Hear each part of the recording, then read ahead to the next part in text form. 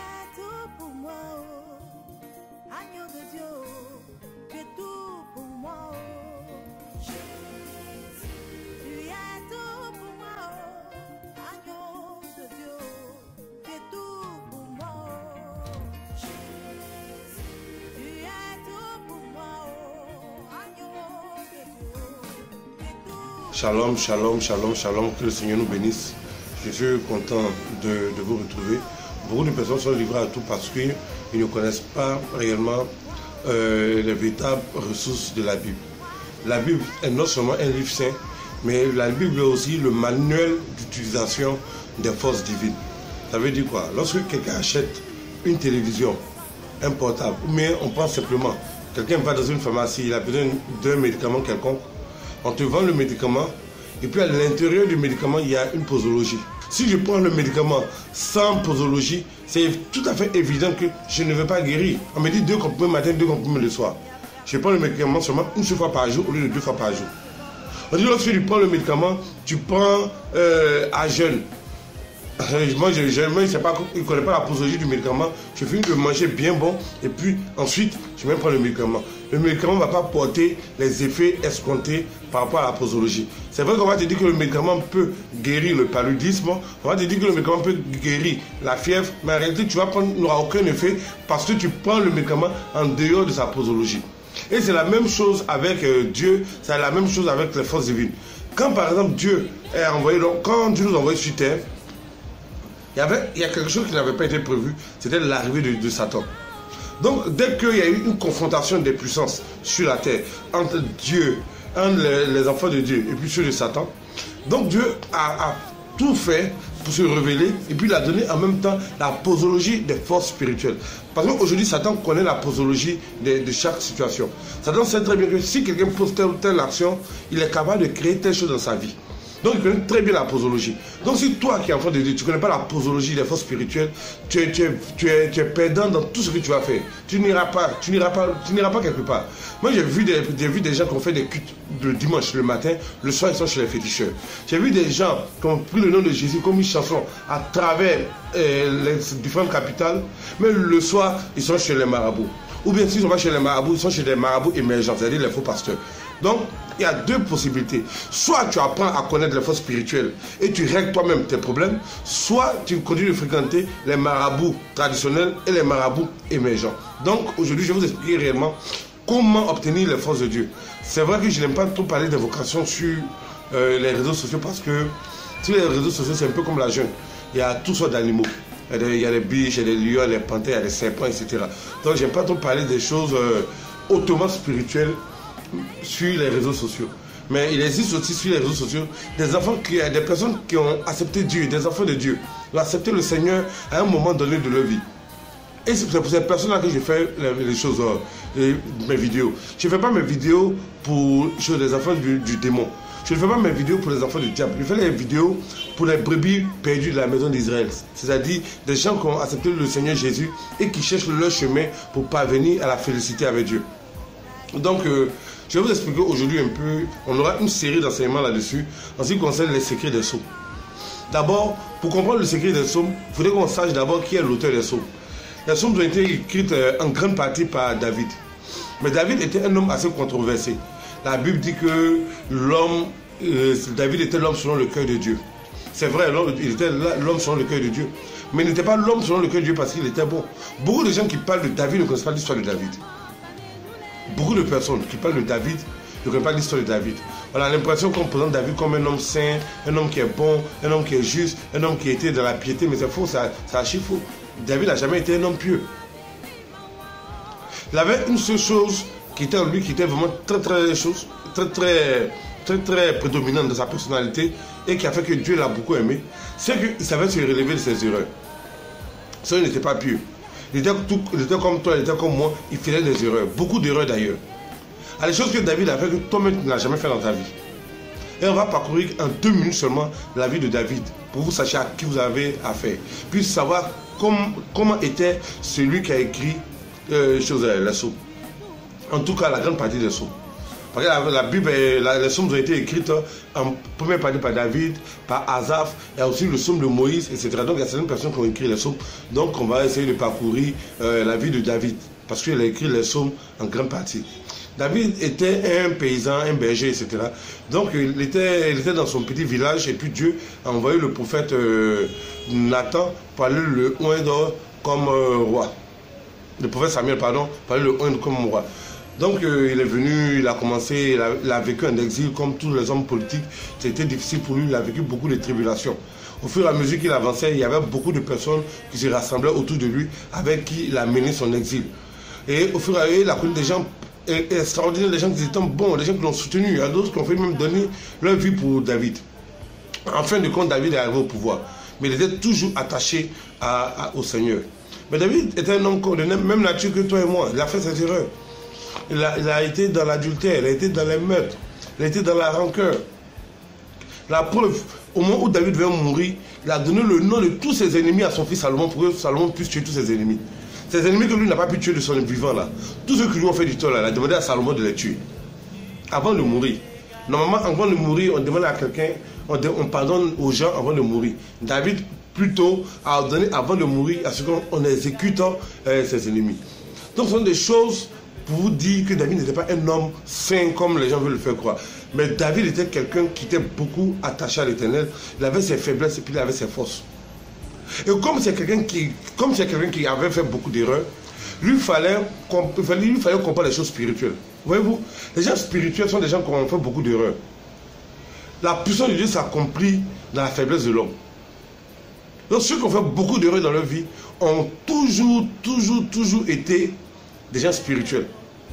Soit tu es spirituel dans le bon sens, soit tu es spirituel dans le mauvais sens. Mais néanmoins, quelqu'un qui fait beaucoup d'erreurs dans sa vie finit par devenir spirituel. Donc David s'est levé et il a fait beaucoup d'erreurs. Et les erreurs qu'il faisait atteignaient certaines malédictions sur lui, conformément au livre d'Exode et de Lévitique. Donc David devait comprendre les voies de Dieu pour se soustraire à ces malédictions qui allaient s'abattre sur lui à cause des actions qu'il a posées. Voilà d'où vient un peu l'attachement de David à l'Éternel. Il fallait qu'il trouve les solutions spirituelles pour régler les problèmes que lui-même il avait créés. C'est comme ça que, conduit par le Saint-Esprit, étant lui-même prophète, l'Esprit de Dieu l'a conduit à rédiger un certain nombre de tests. Un certain nombre de tests qui, utilisés, peut mettre en mouvement des forces spirituelles en notre faveur. Et des tests qui ont été écrits par David sont appelés les psaumes. Les psaumes ont été écrits dans le but et dans l'objectif, 1, d'adorer Dieu, et le 2, de mettre en mouvement autour de nous les forces spirituelles nécessaires pour notre épanouissement et pour régler les problèmes quotidiens auxquels nous sommes confrontés. Une bonne maîtrise des psaumes. Il y a beaucoup de choses dans la Bible, il y a beaucoup de versets bibliques qu'on peut utiliser pour régler les problèmes. Mais les psaumes ont été utilisés à travers des siècles pour pouvoir régler les problèmes. Et les psaumes ont été le fondement de la puissance de l'évangile, des écrits bibliques, des écrits prophétiques pendant plusieurs millénaires. À cause de leur puissance, à cause de leur efficacité. Des musulmans, une fois une femme musulmane qui avait un souci, elle m'a demandé, elle est musulmane, elle n'a pas dit qu'elle est chrétienne, elle est musulmane. Elle m'a demandé, mais papa, comment on doit faire pour utiliser les psaumes? Et puis je lui ai posé, j'étais vraiment un peu étonné. Je lui ai dit, mais pas de me demander. Mais il y a assez de sourates dans le Coran que tu peux utiliser. Il y a aussi les hadiths des musulmans que tu peux utiliser. Pourquoi c'est nous notre Bible là? Tu veux regarder pour utiliser? Mais non, il y a des pouvoirs dans les choses. Dans les psaumes. Même ceux qui ne sont pas chrétiens savent que la Bible regorge d'un pouvoir spirituel efficace. Mais c'est tout comme un médicament. Si tu ne connais pas la posologie, tu n'auras aucun résultat. Tu ne connais pas la posologie, tu vas chauffer les bains de l'église. Tu ne connais pas la posologie, tu seras toujours livré à toi-même. Tu ne connais pas la posologie, tu vas vivre au quotidien malheureux et dans des problèmes. Le nom de Jésus va devenir une récitation, une chanson quotidienne pour toi, mais ça n'ira pas. Quand les autres progresseront, toi tu n'avanceras pas. Et tu seras obligé de suivre des messages stupides qui disent oui, il faut partager tel message pour que Dieu te bénisse. Donc toi, ta vie là, tu vas partager que des messages pour que Dieu te bénisse. Les autres, ils vont prier pour que Dieu les bénisse. Maintenant, toi, tu partages les messages Facebook ou bien les messages sur les réseaux sociaux pour que Dieu te bénisse. On dit, envoie 1000 messages à telle personne. Ou bien envoie tel message à 20 de tes amis pour que Dieu te bénisse. Donc, toi, il faut commencer à maîtriser les sommes. Sinon, tu vas passer toute ta vie à partager des messages pour que Dieu te bénisse. Les autres là, ils pratiquent la spiritualité pour que Dieu les bénisse. Maintenant, si toi tu dois partager des messages sociaux pour que Dieu te bénisse, ça c'est libre à toi. Ça, je n'ai jamais fait ça dans la Bible, mais c'est libre à toi. Tu es libre de partager les messages que tu veux. Donc, pour revenir un peu au secret spirituel de la Bible, puis les ressources surtout spirituelles de la Bible, on va commencer à parler un peu des psaumes. Donc, les psaumes sont la puissance de Dieu, sont regorges de la puissance de Dieu. Parce qu'à chaque psaume est rattaché un ange ou bien un archange. Et chaque psaume exprime une situation très particulière. Il y a 150 psaumes. Et chaque psaume exprime une situation à part. Aucun psaume ne se ressemble. Aucun psaume ne se ressemble.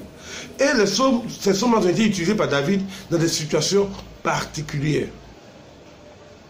David n'a pas pris le temps pour écrire les psaumes, mais il a chanté les psaumes. Il a chanté. Et vu les résultats que les psaumes créaient dans la vie de David, quand il chantait maintenant les psaumes, il y a des gens qui venaient noter. Ah voilà comment on doit chanter le Seigneur, comment on doit invoquer le Seigneur. Et puis bon voilà. Et quand David fait comme ça, ça produit des résultats. En termes de spiritualité, sachez que les mêmes méthodes produisent toujours les mêmes résultats. En termes de spiritualité, les mêmes manières produisent toujours les mêmes résultats. 1 plus 1 égale 2. Souvent, on dit Seigneur, bénis-moi comme Abraham, bénis-moi comme Isaac, bénis-moi comme Jacob. Mais est-ce que tu fais les mêmes prières qu'Abraham? Est-ce que tu fais les mêmes prières que Isaac? Est-ce que tu fais les mêmes prières que Jacob? Voilà la vraie question qui se pose.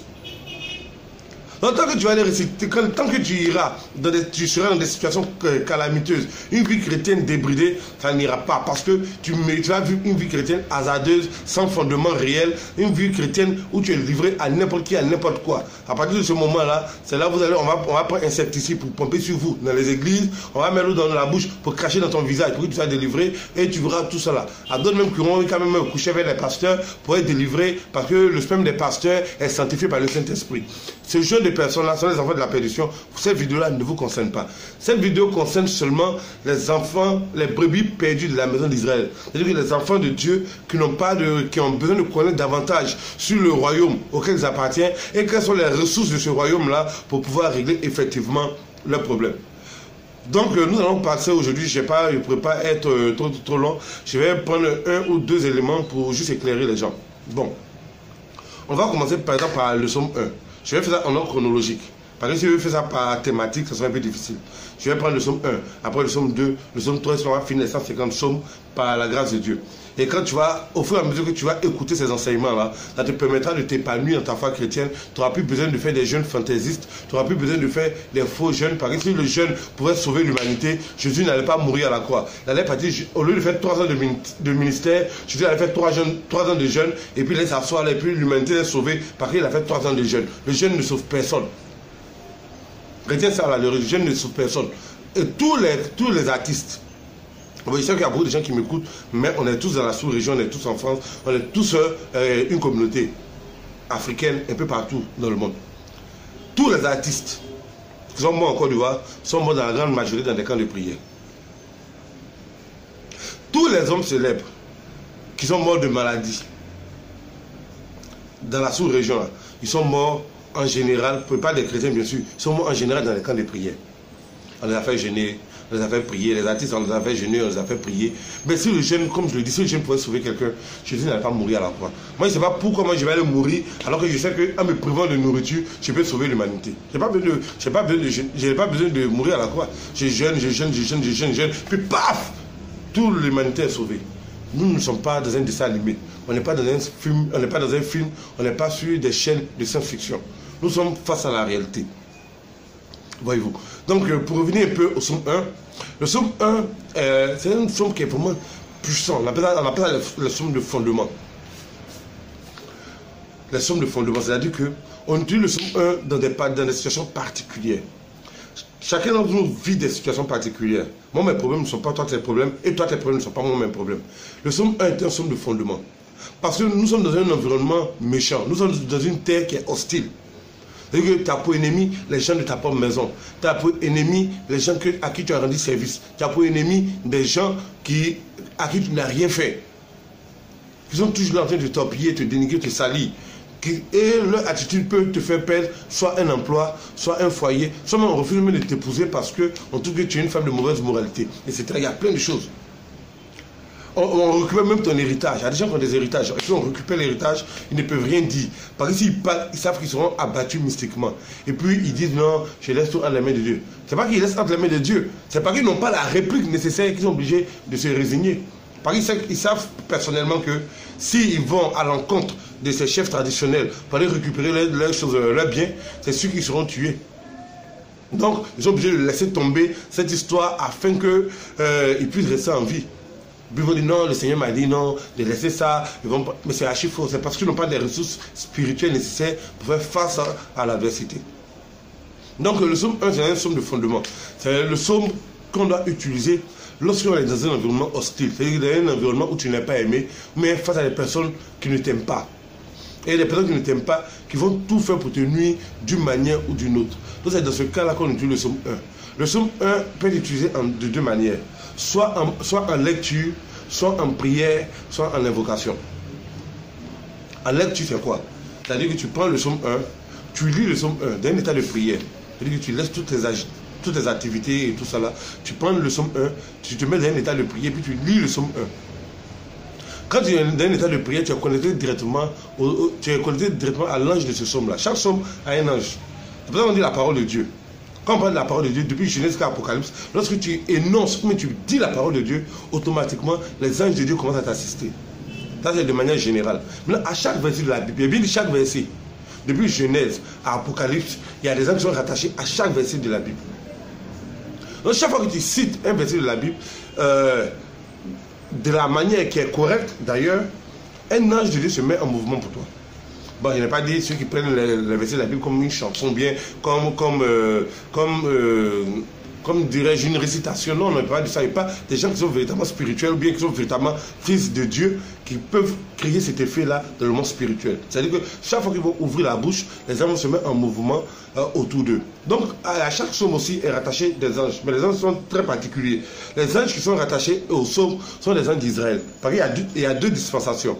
Il y a la dispensation d'Israël, puis à la dispensation de l'Église. C'est deux choses bien différentes. Israël, ils sont sous la dispensation d'Abraham. Et que les promesses que Dieu a fait à Abraham se répercutent sur tout Israël. Et ce que Dieu a fait à Abraham comme promesse, et puis au patriarche du peuple d'Israël, ça se répercute sur tout Israël. Maintenant, nous les chrétiens, là, nous sommes les enfants adoptifs de Dieu. On n'est pas les enfants légitimes de Dieu. C'est-à-dire que Dieu a ses enfants qui sont le peuple d'Israël. Maintenant, nous, en acceptant Jésus, on devient les enfants adoptifs du peuple d'Israël. Les enfants adoptifs, pardon, du Dieu d'Israël. Donc, tout le monde sont des enfants adoptifs, on n'est pas des enfants légitimes. Parce qu'il y a nous qu'on appelle les nations. C'est nous que la Bible appelle les gentils. Nous ne sommes pas les enfants légitimes du Dieu d'Israël. On est des enfants adoptifs par notre foi en Jésus-Christ. Donc, quand on devient des enfants adoptifs, même ce que les enfants légitimes ne font pas là, nous, c'est ce que nous on fait.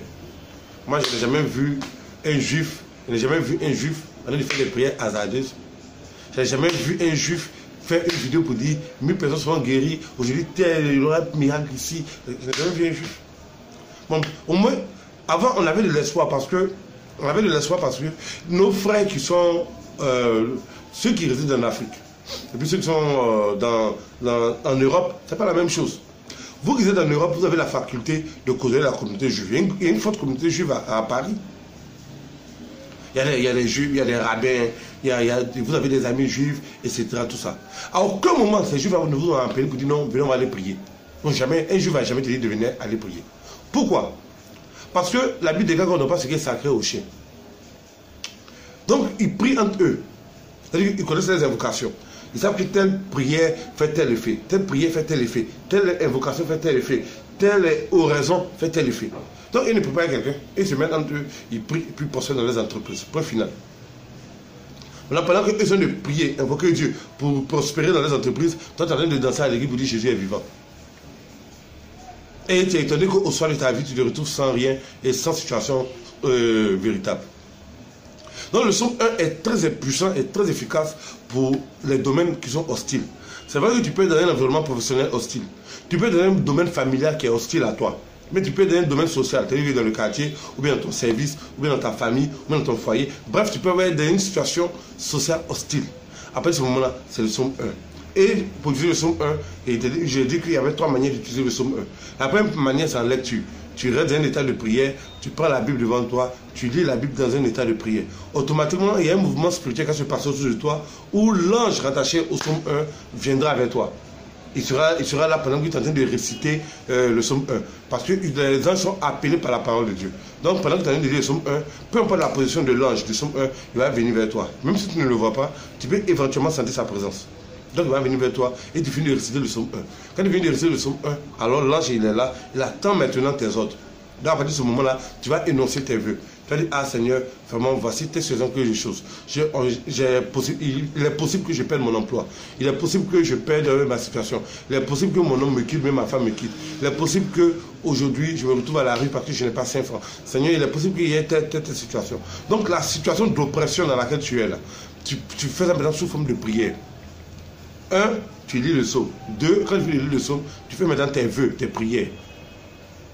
Tu vois. Donc quand tu finis de faire tes prières, tu finis de faire tes vœux, maintenant tu finis de faire tes vœux, maintenant tu vas clôturer ta prière normalement. Seigneur, je te dis merci parce que vraiment tu as exaucé ma prière, que ta volonté se fasse dans le ciel et sur la terre. Et je dis très bien, retenez cela. Quand tu finis de faire ta prière, tu dis, ah Seigneur, merci pour tout ce que tu as fait au nom de Jésus. Seigneur, que ta volonté, tu ajoutes ce vœu-là, que ta volonté soit faite dans les cieux et sur la terre. Pourquoi? Parce que l'ange qui est à côté de toi peut rencontrer des oppositions démoniaques. L'ange qui est à côté de toi peut rencontrer des oppositions sataniques dans l'exercice de la mission que tu lui as confiée. Donc en disant cette parole de fin, Seigneur, que ta volonté soit faite dans le ciel et sur la terre, ça veut dire que peu importe l'adversité que l'un va rencontrer, d'autres anges peuvent lui venir en renfort pour changer ta situation. Donc, que Dieu nous bénisse. De temps en temps, je vais vous expliquer un peu les secrets spirituels et puis je vais vous apprendre un peu les invocations. Comment invoquer Dieu, comment faire appel au pouvoir de Dieu, comment faire pour pouvoir résoudre nos problèmes sans avoir affaire à des marabouts et choses traditionnelles. C'est-à-dire les féticheurs et tout ça là. Et puis les marabouts émergents, c'est-à-dire que les faux pasteurs, faux prophètes et puis les gens qui ne visent que votre argent, vous racontez du n'importe quoi pour vous éloigner de Dieu, pour que vous ne dépendez plus de Dieu, mais que vous dépendez de ces individus-là qui pensent qu'ils sont les seigneurs de votre vie. Donc que Dieu nous garde. Accrochez-vous au Dieu d'Israël, accrochez-vous à la connaissance de Dieu et vous allez voir la main de l'Éternel dans votre vie. Que Dieu nous bénisse, que Dieu soit avec vous. Shalom.